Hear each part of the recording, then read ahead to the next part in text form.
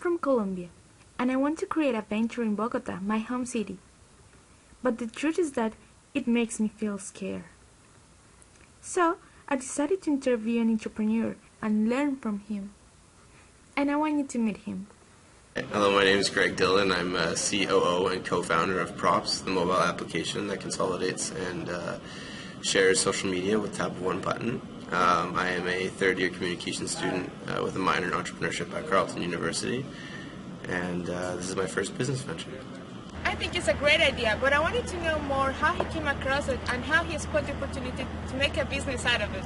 Well, the opportunity, we actually experienced a pain point.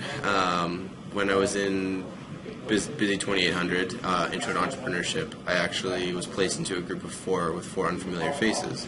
Our professor gave us about 10 minutes to go meet them and exchange contact information. We realized there was a real problem with that because by the time the 10 minutes was done, I had one person's name saved under someone else's phone number, one phone number, no name at all, and I still couldn't find the last guy on Facebook. So we really experienced a problem with sharing contact information, and that's kind of where we ran with it. So after that, we presented it in the class, and everyone just loved it. They asked if they could download the demo right away. So that's kind of where the opportunity came from. Although that is a great idea, the mobile application industry is very tough, as there are hundreds and hundreds of applications coming out every month. A Forbes article even stated that for most developers, it would be very tough to become rich in the mobile application industry. Gartner estimates that there are more than 200 companies creating mobile applications development platforms and millions of developers creating mobile applications. However, this article also states that mobile application consumers are increasing. As for the difference between 2012 and 2013, they grew in 115%. A way to be successful in these tough industries is to get to know your critical factors of success and meet them, of course, with your team. So I asked Greg about it.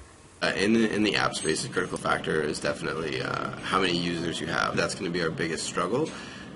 Because we only launched 2 weeks ago, we certainly haven't hit that number. We're sitting about 720 downloads, which is good for 2 weeks. But the apps in some spaces are bringing in billions of users. So to get to that critical factor, it's going to take a lot of work. So getting across that hurdle is going to be all down to marketing, word of mouth, guerrilla, all forms of marketing. And your team in terms.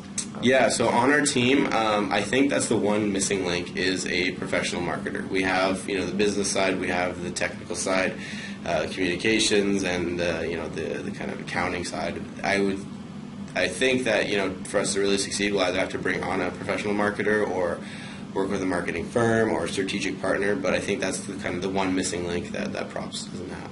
I wanted to ask Greg some questions more specific regarding on my case. But you should listen to his answers because this might be important for you as well. The first question is about something many people complain about, including myself, and it's money. We approached Arctic Empire, a development firm here in Ottawa, with the idea, and they liked it so much that they wanted to partner with us to develop it at cost. So, capital-wise, the app itself cost about $5,000 plus tax, which we were granted from the Nickel internship program here at Carleton, plus a little bit more on the side.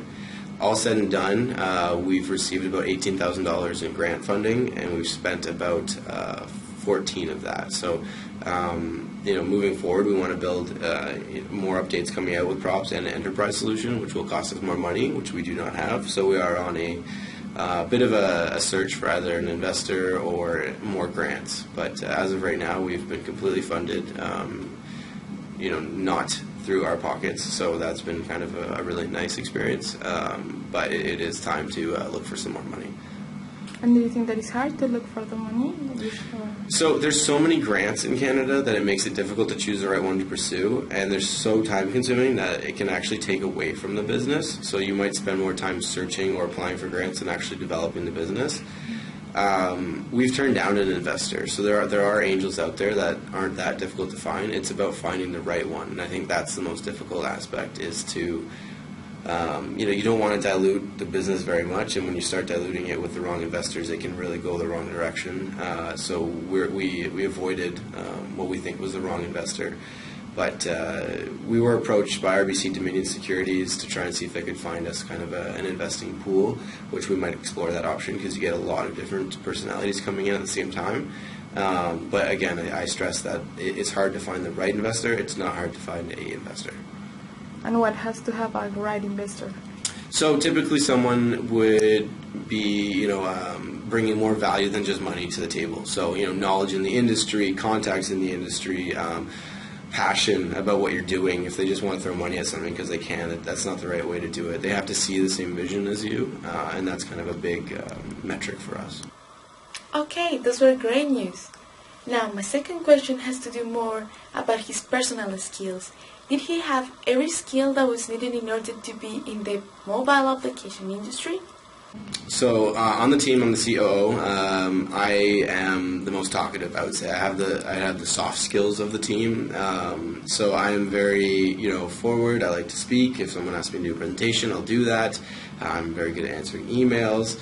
What I lack in character is the technical side of things, the more, I would say, firm things, where Kyle kind of is blunt and to the point. I'm a little bit more into the soft skills.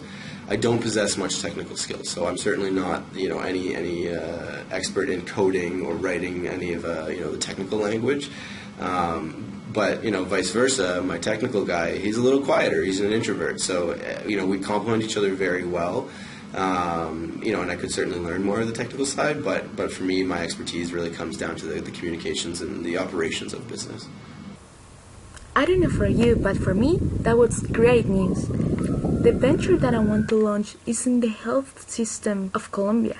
And I really don't have all the expertise in this industry. But as you see, it all comes down to teamwork. But I want Greg to tell me more about it.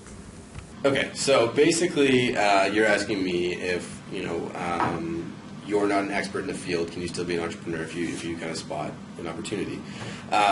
There's two approaches to that. One is you either learn it. So for me, if I was pursuing props, let's say individually, I would have to learn coding, and that's going to take a long time. If I was that passionate about it, absolutely it can be done. And there are success stories like that out there. There's the other approach is where you partner with a strategic partner or a co-founder or a student, in my case, who does know the expert side of things. So Braden, for example, is the coder on my team.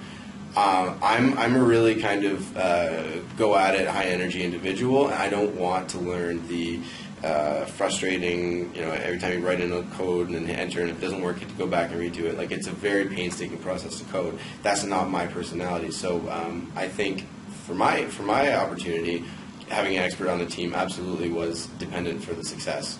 Now, there are individuals who want to learn it all themselves, and it's going to be a little more time-consuming or take more dedication. But if you have that in you, then by all means, it's an opportunity to achieve as well, for sure. Finally, I wanted to ask Greg, what may someone have in order to become an entrepreneur? And also to give some advice to people who want to start their venture.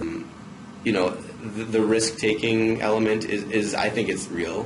Some people argue that, entrepreneurs aren't risky or are risky. I think they are. I haven't made a penny in doing this, and I've spent more time on props than I have on anything else in my life. And it's a gamble because it's certainly an application that, will only succeed with critical mass, and that's not guaranteed. So I think it has to be a little bit of risk, certainly passion and dedication. And I think a willingness to work with others, because you can grind yourself from the ground up individually, but I think you'll be more successful if you do it with a team or with other people giving you the right suggestions. So if you're stubborn and only believe that you're right, then you probably won't do that well as an entrepreneur either. Hiring an entrepreneur, there's two big things for me. One of them is, if you are a student, use that to your advantage. There's a certain sympathy that students get right now that by all means use it. It comes with grants, it comes with support, it comes with people wanting you to succeed. So if you have a good idea and you want to make it happen, now is a really good time. The only thing stopping you is yourself.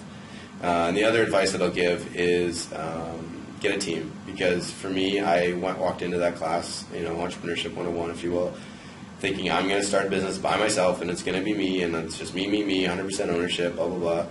But I can promise you that I wouldn't even have a functional prototype out at this point, where we had one 2 weeks after we met. So team is an asset. Make sure you have a diverse team, that complements each other.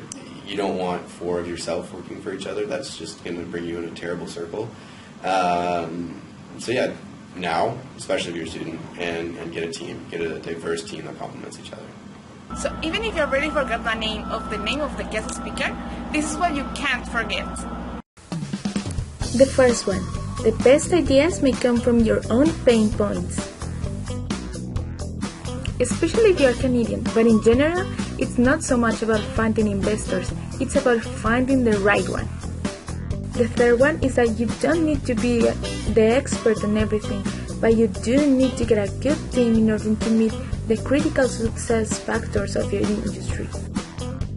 Fourth one, now is a good time to have a venture, especially if you're a student. And finally, team. Always remember you need a good team.